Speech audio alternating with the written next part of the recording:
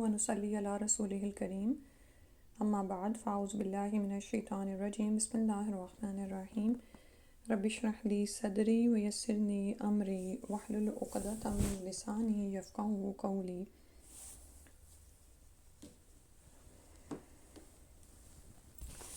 ہم علامہ محمد اقبال کیلانی کی کتابوں میں سے جو تفہیم و سنہ میں مختلف بکس ہیں جو انہوں نے لکھی ہیں وہ پڑھ رہے تھے، تو اس میں جہنم کا بیان یہ ان کا 15 نمبر سیریز ہے، اور جنت کا بیان ہم نے پہلے مکمل کر لی۔ جنت کا بیان پڑھتے پڑھتے ہی مجھے خیال آیا تھا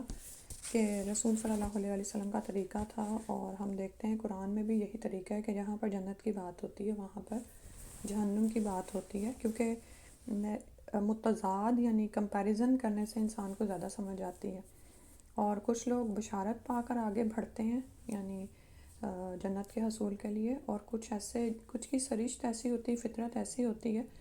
کہ ان کے اندر یعنی خوف سے زیادہ تحریک پیدا ہوتی ہے۔ تو کچھ لوگ ایسے ہیں جو جہنم سے ڈرائے جاتے ہیں تو پھر وہ گناہوں سے بچتے ہیں اور نیکیوں میں آگے بڑھتے ہیں۔ تو اس کتاب کو ساتھ ہی شروع کیا گیا تھا، لیکن جیسا کہ ابھی آپ کو بتایا کہ کتاب ایسی ہے کہ پڑھتے پڑھاتے سیکھتے ہی اعصاب شل ہونا شروع ہو جاتے ہیں۔ اللہ سبحانہ تعالیٰ ہم پر رحم فرما دے اور ہمیں اپنی اس جہنم سے محفوظ فرمائے اور جنت میں داخل فرما دے۔ تو ہو سکتا ہے کہ یہ کتاب ہم سے اکیلی نہ پڑھی جائے یعنی اب جنت کا بیان تو ختم ہو گئی، تو وہ جو ایک قرآن کا پیٹرن ہے اور جو نبی صلی اللہ علیہ وسلم کی سنت مبارکہ ہے، تو اس کو پھر کرنے کے لیے یہ بھی کیا جا سکتا ہے کہ جیسے ہم نے جنت کے بیان میں وہ صحابہ کرام اور صحابیات جن کو جنت کی بشارت دی رسول اللہ صلی اللہ علیہ وسلم نے، اس میں باقاعدہ جو احادیث اور آیات اور احادیث بھی ہم نے پڑھی تھیں، تو ہم ایسا کر سکتے ہیں کہ کسی ایک صحابی یا صحابہ کا تھوڑا سا واقعہ پڑھ لیا کریں گے، ٹھیک ہے؟ تو اس سے ایک تحریک ملتی ہے اور انسان ذرا نا حقیقت کی دنیا میں آ جاتا ہے۔ آپ یہ دیکھیں گے جب ہم قرآن سیکھتے سکھاتے ہیں تو ایک عجیب سا رعب اور جلال اور اللہ تعالیٰ کی عظمت اور قدرت دل پہ طاری ہو جاتی ہے، اور انسان بعض اوقات عمل سے بھی آگے جانا شروع ہو جاتا ہے، یعنی اس کے اعصاب ایسے ہو جاتے ہیں مزمل کہ وہ عمل کی طرف مائل نہیں ہوتا۔ لیکن جب ہم احادیث پڑھتے ہیں، سنت کا مطالعہ کرتے ہیں اور ہم دیکھتے ہیں کہ وہ بھی انسان ہی تھے ہماری طرح کے جو یہ سب کچھ کر گئے، تو پھر کچھ کرنے کی تحریک ملتی ہے، ٹھیک ہے؟ تو آج تو انشاءاللہ اس کا ہم جو شروع کا دیباچہ ہے اس کتاب کا وہی مکمل کرتے ہیں۔ صفحہ نمبر 45 سے ہم کریں گے اس کو۔ ٹاپک ہے کچھ مدت کے لیے جہنم میں جانے والے لوگ۔ اس عنوان سے کتاب میں ایک باب شامل کیا گیا ہے جن میں ان مسلمانوں کے جہنم میں جانے کا ذکر ہے جو بعض کبیرہ گناہوں کی وجہ سے پہلے جہنم میں جائیں گے اور اپنے گناہوں کی سزا بھگتنے کے بعد جنت میں داخل ہوں گے۔ یعنی جہنم کا بیان پڑھتے ہوئے ہمارے ذہن میں یہ نہیں آئے گا کہ جہنم صرف کافروں کے لیے، مشرکین کے لیے یا منافقین کے لیے ہی بنی ہے، بلکہ اس میں کچھ مسلمان بھی ڈالے جائیں گے جو اپنے گناہوں کی سزا بھگتنے کے بعد، یعنی وہ جو گناہ ہیں جن کا کفارہ اس دنیا میں نہیں ہوا ہوگا، وہاں پر جب اس کا ازالہ ہوگا تو پھر وہ اس کے بعد جنت میں ڈالے جائیں گے۔ اس باب کے لیے ہم نے صرف انہی احادیث کا انتخاب کیا ہے جن میں رسول اکرم صلی اللہ علیہ وسلم نے واضح طور پر دخل النار، وہ آدمی جہنم میں داخل ہوا، جیسے الفاظ استعمال فرمائے یا اس سے ملتے جلتے الفاظ استعمال فرمائے ہیں، تاکہ کسی قسم کی غلط فہمی یا ابہام پیدا نہ ہو۔ لیکن اس سے یہ نتیجہ اخذ نہیں کیا جا سکتا کہ ان کبائر کے علاوہ اور ایسے کبائر نہیں ہیں جو جہنم میں جانے کا باعث بن سکتے ہیں۔ یعنی ہم نے جیسے دیکھا کہ اقبال کیلانی کا انداز کیا ہے کہ وہ قرآن و حدیث سے جو بھی سند سے ثابت چیزیں وہ لاتے ہیں، تو وہ کہہ رہے ہیں کہ جہاں پر تو واضح طور پر نبی صلی اللہ علیہ وسلم نے یہ الفاظ استعمال کیے ہیں، ہم نے صرف انہی کبائر کا ذکر کیا، لیکن اس کے علاوہ بھی ہیں۔ اور بعض اوقات آپ یہ دیکھیں کہ صغیرہ گناہ ہی اتنے، اگر اس کو آپ نعوذ باللہ کوئی شخص مسلسل کرتا رہے تو وہ بھی چھوٹی چھوٹی لکڑیاں بھی آگ کو جلانے کا باعث بن جاتی ہیں نا، تو ان سے بھی بچنا چاہیے۔ کبھی کبھار تو انسان سے غلطی ہو جاتی ہے، لیکن وہ توبہ کی طرف مائل ہو اور اپنی اس غلطی کی اصلاح کر لے، لیکن اگر وہ اس غلطی کو یعنی کوئی اہمیت ہی نہیں دیتا، ناک پہ بڑی ایک مکھی کی طرح اڑا دیتا ہے اور وہ اس کی زندگی کو ہی گھیر لیتی ہے اور وہ گناہ بن جاتی ہے، تو اس کے لیے بھی اس کو فکر مند ہونے کی ضرورت ہے، اگرچہ کہ ایسی چیزوں کا ذکر انہوں نے یہاں پہ نہیں کیا، ٹھیک ہے. انہوں نے واضح طور پر جہاں پر نبی صلی اللہ علیہ وسلم نے داخل النار کے الفاظ استعمال فرمائے ان کا یہاں پر بیان آئے گا. کتاب النار مرتب کرنے کا مقصد صرف یہ ہے کہ لوگ جہنم کے عذاب اور عقاب سے آگاہ ہوں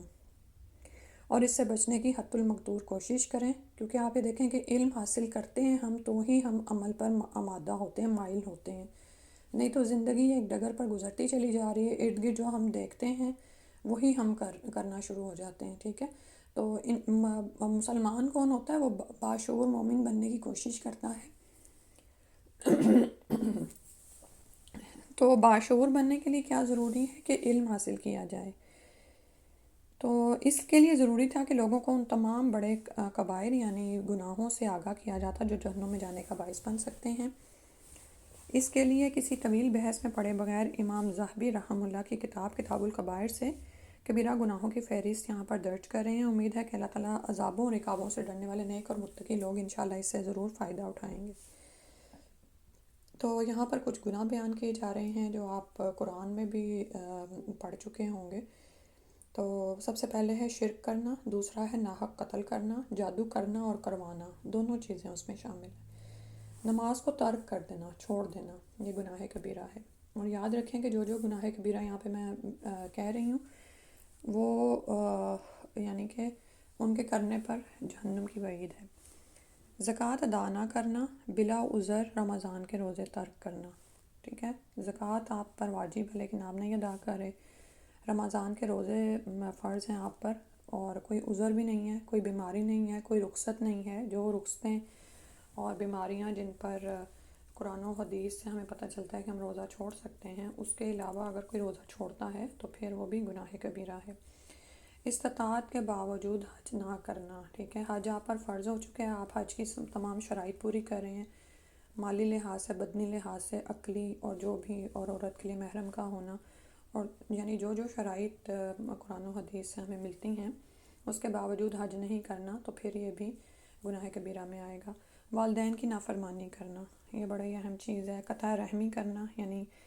رشتہ داروں کے حقوق کاٹنا، ان سے قطع تعلق کر دینا، ٹھیک ہے. اور اس کے مقابل صلہ رحمی یاد رکھیں کہ صلہ رحمی یہ نہیں ہوتی کہ جو تجھ سے جوڑے تو اس سے جوڑے، بلکہ جو تجھ سے کاٹے اس سے جوڑ. تو یعنی اور پھر اسی طرح اس میں وہ بھی کہتی چلوں کہ ایک دفعہ وہ جو ایک صحابی آئے تھے اور رسول صلی اللہ علیہ وسلم سے انہوں نے پوچھا تھا، مفہوم اس کا یاد ہے کہ وہ تو رشتہ داروں سے اچھا سلوک کر رہے تھے لیکن آگے سے اچھا سلوک نہیں مل رہا تھا. تو نبی صلی اللہ علیہ وسلم نے ان کو کرتے رہنے کا حکم دیا تھا. یعنی یہ کہ یعنی کسی کے دوسرے کے قطع تعلق کرنے سے ہم یہ جواز نہیں خود کو دے سکتے کہ ہم بھی قطع رحمی کر دیں. پھر اس کے بعد ہے زنا کرنا، نعوذ باللہ من ذالک. پھر حملے قوم لوط یعنی ہم جنس پرستی. ایک تو زنا ہے نا جو مخالف جنس کے درمیان ہوگا بغیر کسی شرعی اصولوں کو فالو کیے، یا وہ یعنی کہ شرعی وہ نکاح جو اللہ سبحانہ وتعالیٰ نے ہمیں بتایا ہے. اور عمل قوم لوط کیا ہے کہ ایک ہی جنس کے افراد جو کریں، اور اس میں ظاہر ہے کہ جب مرد اور مرد کا مرد سے تعلق یا عورت کا عورت سے تعلق. پھر ہے سود لینا، دینا، سودی معاملے کی کتابت کرنا اور اس کی گواہی دینا، سب ایک ہی درجے کے گناہ کبیرہ ہیں. یعنی آپ کو یہ نہیں کہہ سکتا کہ میں سود لے تو نہیں رہا، مجھے دینا پڑ رہا ہے، وہ بھی اسی میں ڈالا گیا. کیونکہ اگر کوئی دے رہا ہے تو وہ دراصل اس پورے نظام کو سپورٹ کر رہا ہے، چلا رہا ہے، ٹھیک ہے. اور ان معاملات کی کتابت کرنا یعنی جو بک کیپنگ پہ ہیں، ریکارڈنگ پہ ہیں، وہ بھی سارے اسی میں شامل ہیں. اور پھر گواہی دینا یعنی جس کو اب آج کل کی سینس میں آپ کہیں گے کہ سود لینے دینے کے معاملات پہ جو ہائی اتھارٹیز ہوتی ہیں وہ سگنیچرز کرتی ہیں نا، وہ دراصل گواہیاں دے رہی ہوتی ہیں.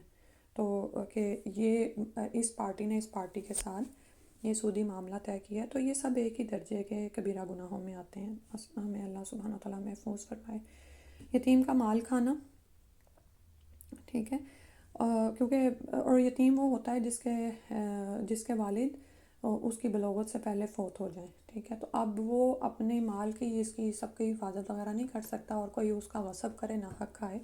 یہ بھی گناہ کبیرہ ہے. اللہ اور اس کے رسول صلی اللہ علیہ وسلم کے نام جھوٹی بات منسوب کرنا، اس کا ذکر بار بار قرآن میں آیا کہ اس سے بڑھ کر ظالم کون جو اللہ اور اس کے رسول پر جھوٹی بات باندھے، یعنی بات اس کی اپنی ہے اور اس کو وہ اللہ اور اس کے رسول پر لگا دے۔ اور اس میں ہم علم سیکھنے والوں کے لیے بڑی ہی وعید ہے اور ڈراوا ہے کہ کبھی ایسا ہوتا نا کہ آپ کے بارے میں سن کے لوگ آپ کے پاس آتے ہیں کہ آپ علم حاصل کریں، اگر تو آپ کو وہ پتہ ہے اس بات کا اور دلیل بھی ہے قرآن اور حدیث، اب تو الحمدللہ ہاتھ میں ڈیوائس ہوتی ہے، تو اگر تو آپ کو کنفرم ہے تو آپ بتائیں، ادروائز صرف اپنے نام کو بلند کرنے کے لیے یا یہ کہ یہ مجھ سے کیا کہے گا کہ مجھے یہ بات بھی نہیں پتہ، تو اس وقت یاد رکھیں کہ یہ گناہ کبیرہ ہے کہ اگر کوئی بات اللہ اور اس کے رسول نے فرمائی نہیں اور ہم ان کے نام باندھ رہے ہیں۔ میدان جہاد سے بھاگنا پیٹھ دکھا کر، اور قرآن میں آپ پڑھا ہے الا یہ کہ کوئی پینترا بدلنے والا ہو یا کسی جماعت سے جا ملنے والا ہو، ادروائز جو بھاگے گا ڈر کے اور وہ کیا ہے، وہ گناہ کبیرہ ہے۔ حاکم کا رعایا پر ظلم کرنا اور اسے دھوکہ دینا، ٹھیک ہے، حکمرانوں کا ظلم کرنا، ان کے رعایا کو حقوق نہ دینا یا انہیں دھوکہ دینا، اور اس میں دھوکے میں مختلف قسم کی جو ہیں وہ معاشرے میں رائج ہیں، کہ کہنا کچھ اور دینا کچھ، ٹھیک ہے، ہر طرح کے جو بھی دھوکے ہیں اس میں شامل ہیں۔ تکبر اور غرور کرنا یہ بھی گناہ کبیرہ ہے، کبر، خود کو بڑا سمجھنا، اور کبر میں یہ بھی ہوتا ہے کہ جب انسان کبر میں پڑتا ہے تو وہ حق بات کو جھٹلاتا ہے، جیسے شیطان نے تکبر کیا تھا نا تو اس نے حق بات کو جھٹلایا تھا۔ پھر غرور کرنا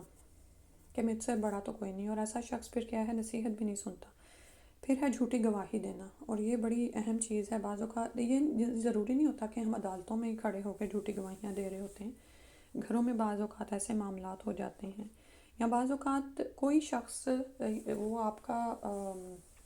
زوج ہے یا کوئی بھی ہو سکتا ہے، وہ کسی معاملے میں پھنس گیا ہے اور اس میں آپ جھوٹی گواہی دلوا رہے ہیں آپ سے،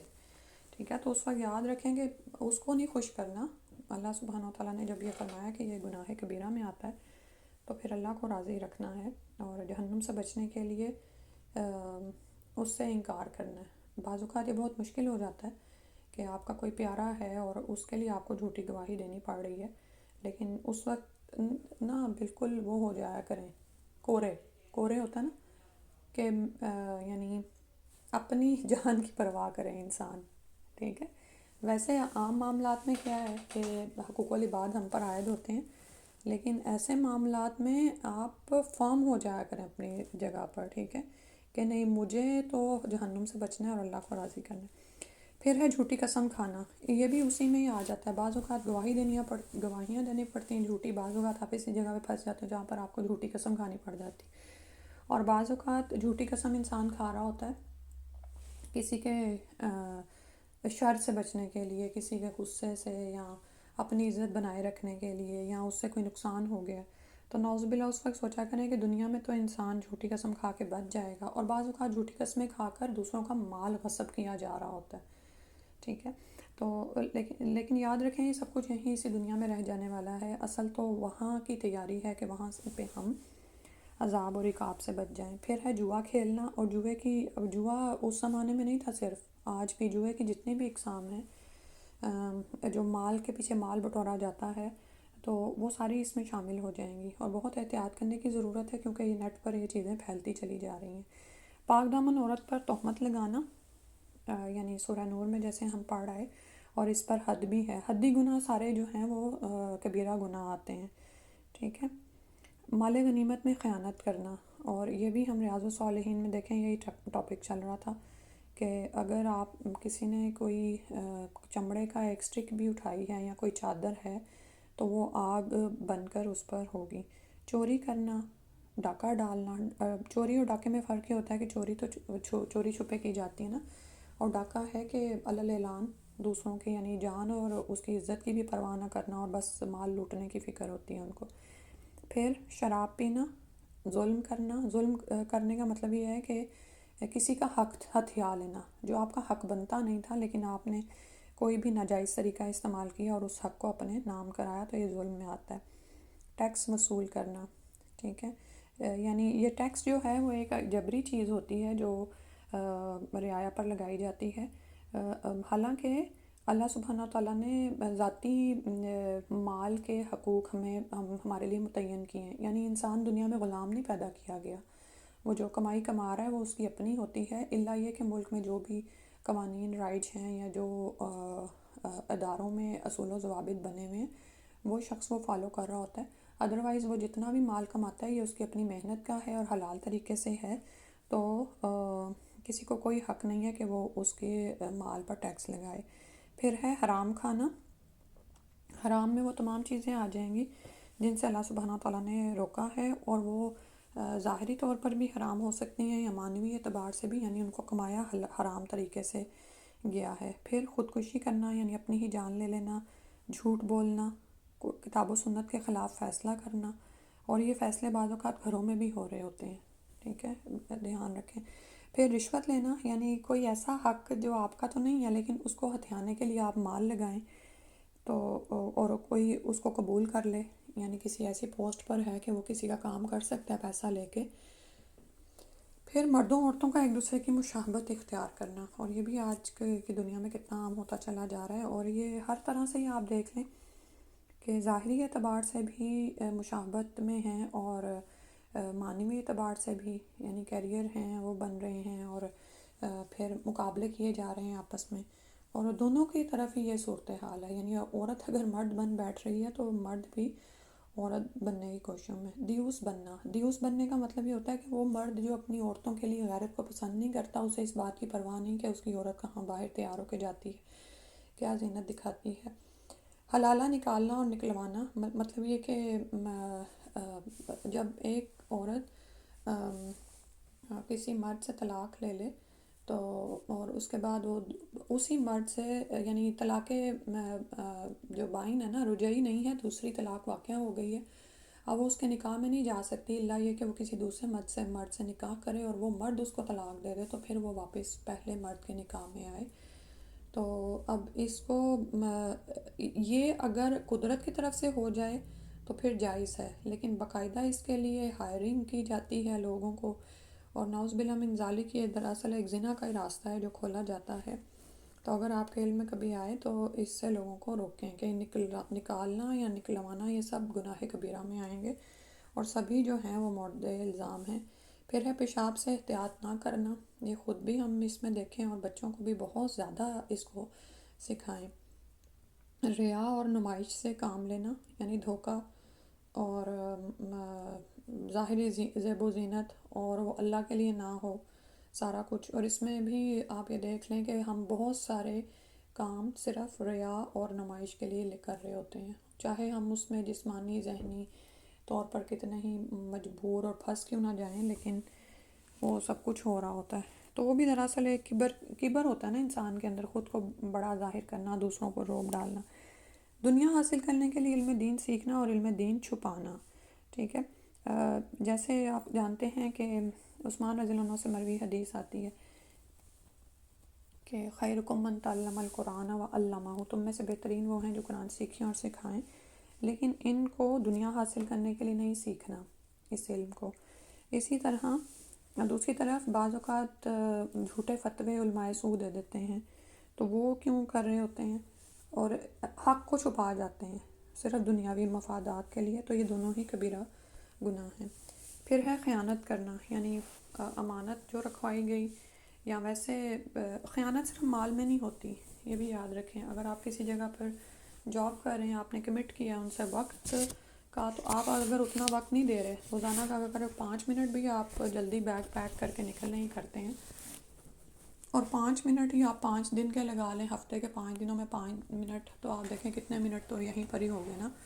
ٹھیک ہے، 25 یہیں پر ہو گئے، مہینے کے کتنے بنیں گے، تو وہ بھی کیا ہے، خیانت ہی ہوگی، یا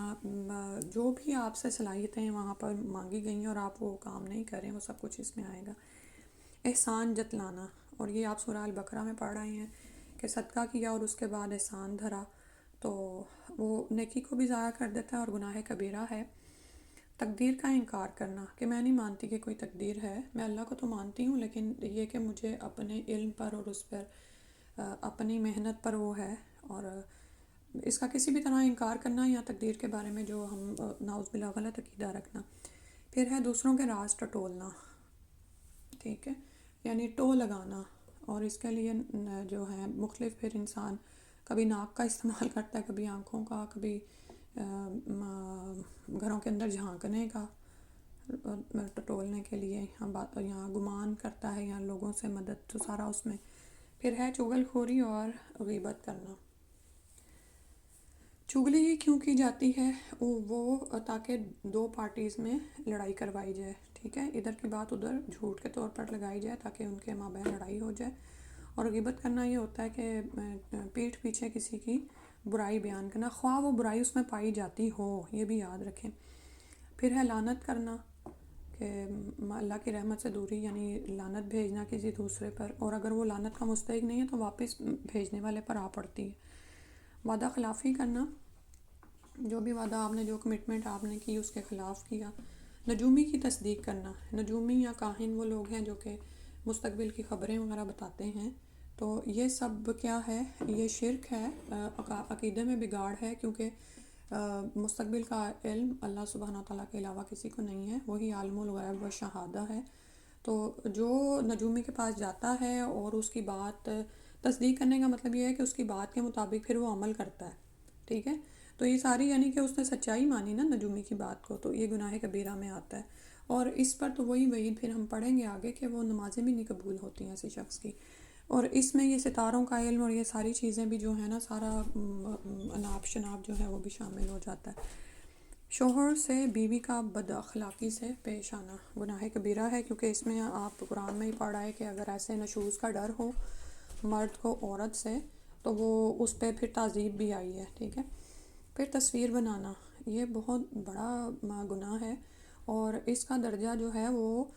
پہلے نمبر پر وہ شخص جو جس کو کسی نبی نے قتل کیا یا جس نے کسی نبی کو قتل کیا، اور اس کے بعد مصورین کا ذکر آتا ہے کہ ان کو عذاب دیا جائے گا وہاں پر.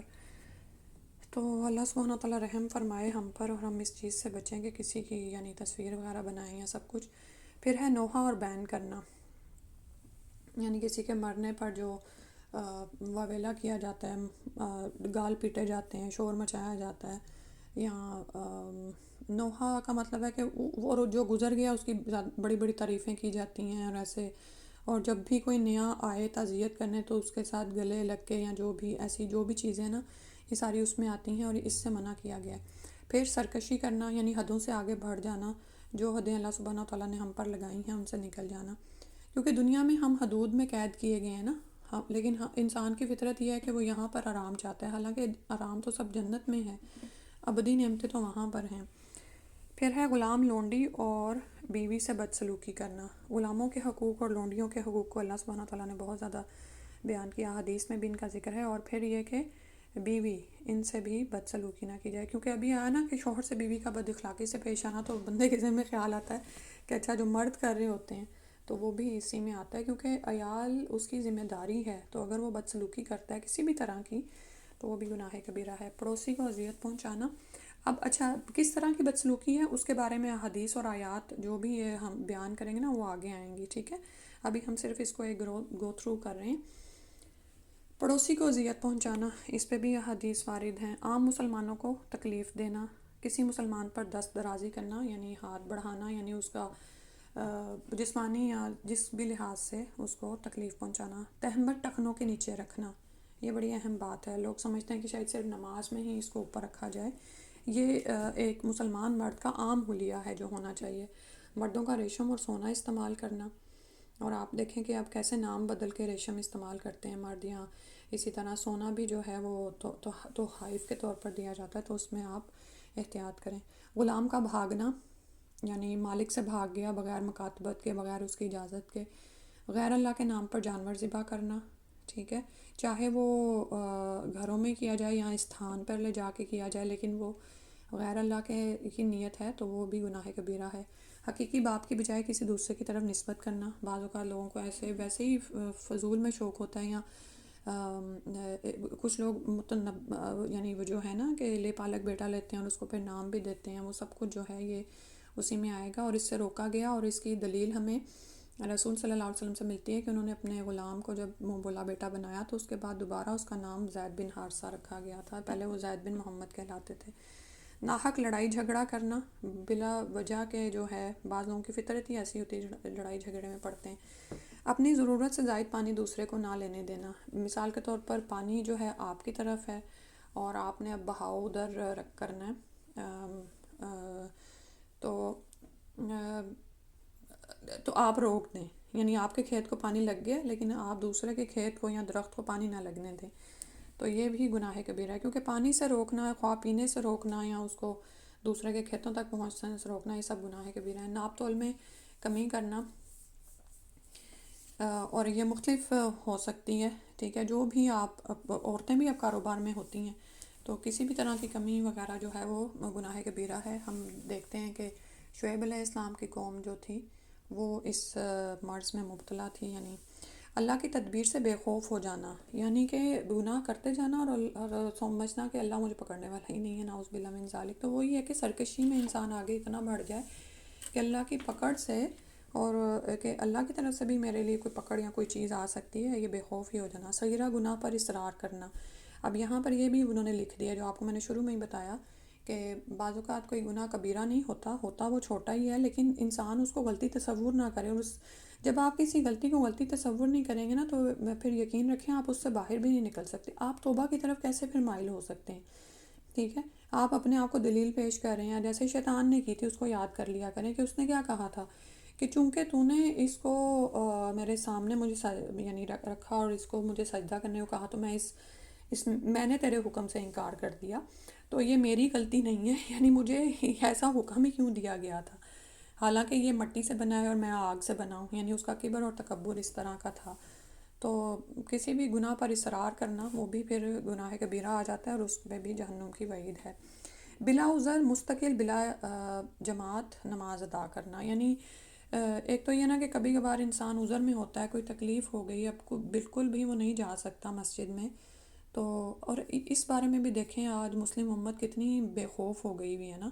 اور یعنی کہ ایڑی چوٹی کا زور لگانا پڑتا ہے تربیت کرنے کے لیے کہ بھئی تمہاری نماز مسجد میں ہے، تم گھر میں کیوں بیٹھے ہوئے ہو۔ تو اگر کوئی شخص ایسا مستقل کر رہا ہے، بلا جماعت نماز ادا کر رہا ہے، تو وہ بھی پھر گناہ کبیرہ میں جائے گا۔ غیر شرعی وصیت کرنا، یعنی شریعت نے جیسے کہ اجازت دی آپ کو 1/3 وصیت کی، اور وہ وارثوں کے حق میں نہیں ہوگی، مختلف شرائط ہیں وصیت کرنے کی بھی، وصیت کرنی یعنی کہ حدیث سے ہمیں حکم ملتا ہے، لیکن پھر اس کے لیے شرائط ساری دیکھی جائیں گی، تو اگر کوئی اس کے علاوہ کوئی غیر شرعی وصیت کرتا تو وہ بھی گناہ کبیرہ میں آتی ہے، اور وہ پھر اس پر عذاب ہوتا ہے، ٹھیک ہے۔ اس لیے کہا گیا کہ وارثوں کو اگر کوئی میت ایسی وصیت کر جائے تو پیچھے وارث اس کو پھر ٹھیک کرا دیں، سورہ البقرہ میں جیسے آپ نے پڑھا۔ کسی کو دھوکہ اور فریب دینا، ٹھیک ہے، اور چیٹ کر دینا، اس کی بھی مختلف مثالیں جیسے ہمیں عام معاشرے میں ملتی ہیں۔ اسلامی حکومت کی جاسوسی کرنا، اسپائی جو ہوتے ہیں ملک میں آ جاتے ہیں اور پھر یہاں کے راز غیر دشمن ممالک کو دیتے ہیں، اور اس میں جو دوسری چیزیں بھی آ جاتی ہیں، اب تو گھروں میں بیٹھے ایسی جاسوسیاں ہو رہی ہوتی ہیں، اس سے بھی بچا کریں، ٹھیک ہے، کہ آپ کے پاس کوئی خبر آئی ہے اور آپ کو پتہ بھی نہیں وہ ٹھیک ہے یا نہیں ہے، تو آپ کو یہ بھی نہیں پتہ کہ آپ کی ایک کلک پہ کتنے لوگ اس سے متاثر ہوں گے، اور کیا کیا انتشار پھیل سکتا ہے مسلم ممالک میں، بعض اوقات ایسے ہوتا ہے، ٹھیک ہے، تو ہم اس کو بڑی چیز ہی نہیں گردانتے۔ تو حقیقت میں کیا ہے کہ یہ جب ہم یہ پڑھ رہے ہیں گناہ، تو ہم اپنی آنکھیں کھولیں، شعوری طور پر بیدار ہوں۔ اصحاب رسول کو گالی دینا، استغفر اللہ، اللہ تعالیٰ اس سے بچائے، یہ بھی گناہ کبیرہ میں ہے، اور یہ چیز بھی کتنی عام ہو گئی ہے، لوگ یعنی گروپس اتنے بن گئے ہیں کہ آپس میں یہ چیز بھی توجہ میں نہیں رکھی جاتی کہ کس کے بارے میں وہ بات کر رہے ہوتے ہیں۔ تو یہ سارے گناہ وہ کبیرہ گناہ ہیں جن میں سے کسی ایک کا ارتکاب انسان کو جہنم میں لے جانے کے لیے کافی ہے، ٹھیک ہے۔ تو اللہ سبحانہ تعالیٰ سے دعا ہے کہ ہمیں اللہ سبحانہ تعالیٰ ان سب سے محفوظ فرمائے، اور اس میں انہوں نے یہ لکھا ہوا ہے کہ پہلی بات یہ ہے جہنم سے بچنے کے لیے کہ ان تمام کبیرہ گناہوں سے مکمل اجتناب کیا جائے، اور دوسرا یہ کہ اگر بشری تقاضوں کے تحت کوئی کبیرہ گناہ سرزد ہو جائے تو احساس ہوتے ہی فوراً اللہ کے حضور استغفار کی جائے اور آئندہ اس گناہ کے قریب نہ جانے کا پختہ عزم کیا جائے۔ تیسرا یہ کہ اگر کسی اس گناہ میں کسی آدمی کی حق تلفی ہوئی ہے، یعنی کسی آدمی کا حق مارا ہے، تو اس کی تلافی کی جائے، تلافی کا مطلب یہ ہوتا ہے کہ جو حق مارا ہے وہ اس کو لوٹایا جائے یا اس سے معافی مانگی جائے، یا اگر کسی وجہ سے ایسا ممکن نہ ہو، مثلا وہ شخص فوت ہو چکا ہے تو اس کے حق میں بکثرت استغفار کیا جائے. جیسے عموماً لوگ سوال کرتے ہیں کہ ماں باپ کے حق میں یہ کمی ہوگی اور اب وہ دنیا میں نہیں ہے، تو پھر یہی ہے کہ ان کے حق میں بکثرت استغفار کیا جائے. اور ماں باپ کے ساتھ تو حسن سلوک جو ہے وہ ان کے مرنے کے بعد بھی بہت سارے ایسے طریقے ہیں جو کیا جا سکتا ہے. چوتھی بات یہ کہ صغیرہ گناہوں کو معاف کرنے والے نیک اعمال، یعنی نفلی نمازیں پڑھی جائیں، نفلی روزے، نفلی صدقہ و خیرات وغیرہ بکثرت کیے جائیں. لیکن یہ بات یاد رکھنی چاہیے کہ کسی بھی صغیرہ گناہ یعنی چھوٹے گناہ پر جان بوجھ کر عمدن مداومت اختیار کرنا، یعنی جان بوجھ کر ان کو کرتے جانا صغیرہ گناہ کو کبیرہ بنا دیتا ہے. اس کے لیے توبہ کرنی ضروری ہے. ٹھیک ہے، ہم جانتے ہیں نا کہ کبیرہ گناہ کے لیے توبہ کرنا ضروری ہے باقاعدہ، تو صغیرہ کے لیے تو ہم یہ معاف ہو جاتے ہیں نماز سے نماز تک کے وقفے. لیکن اگر کوئی شخص چھوٹے گناہ پر مسلسل یعنی کہ چل رہا ہے تو وہ بھی کبیرہ ہو جائے گا، اور اس کے لیے توبہ کرنا ضروری ہے. نیک اعمال کے ساتھ از خود معاف ہونے والے صغیرہ گناہ صرف وہی ہیں جو لاشعوری طور پر انسان سے سرزد ہوتے ہیں. یعنی ہم انسان ہیں، خطا کے پتلے ہیں، چھوٹے چھوٹے گناہ کتنے ہی ہم سے ہو جاتے ہیں لاشعوری طور پر، یعنی ہم نے جان بوجھ کر نہیں کیے ہوتے، وہ ہم سے ہو جاتے ہیں. ہم باہر نکلے، ہم نے کسی کو ٹکر نہیں مارنی تھی لیکن ایکسیڈنٹ ہو گیا یا کچھ بھی ایسے جو بھی چیزیں ہیں، تو کسی کی گاڑی کو اسکریچ لگ گیا، کسی کو یا گھر میں کسی کو کچھ ہو گیا ہم سے، تو یہ جو ہیں یہ تو صرف از خود جو معاف ہونے والے ہیں نا وہی ہیں جو کہ انسان سے سرزد ہو جاتے ہیں، اسے جان بوجھ کر نہیں کیے ہوتے. تو ان تمام امور کی پابندی کرنے کے بعد اللہ تعالیٰ سے قوی امید رکھنی چاہیے کہ وہ اپنے فضل و کرم سے ضرور جہنم کے عذاب سے بچائے گا اور اپنی نعمتوں بھری جنت میں داخل فرمائے گا. وما ذالک علی اللہ بعزیز، اور یہ اللہ پر کچھ بھی یعنی بھاری نہیں ہے، مشکل نہیں ہے. تو انہوں نے ہمیں اینڈ پہ جو میسیج دیا نا وہ امید اور خوف کے درمیان رکھا ہے. ٹھیک ہے، کہ یعنی جہنم کے عذابوں سے خوف پہ بھی ہم رہیں، صغیرہ گناہ بھی ہم سے ہوتے ہیں ان سے بھی ہم بچیں اور خوف میں رہیں، لیکن اس کے ساتھ ساتھ اللہ سے قوی امید لگائے رکھیں کہ اللہ تعالیٰ ضرور اپنے فضل و کرم سے جہنم سے بچائے گا اور جنتوں بھری نعمتوں بھری جنت میں داخل کر دے گا. جزاک اللہ خیر. اتنا آج یہی بس ٹاپک کرتے ہیں کیونکہ اب ٹائم کافی ہو گیا ہے.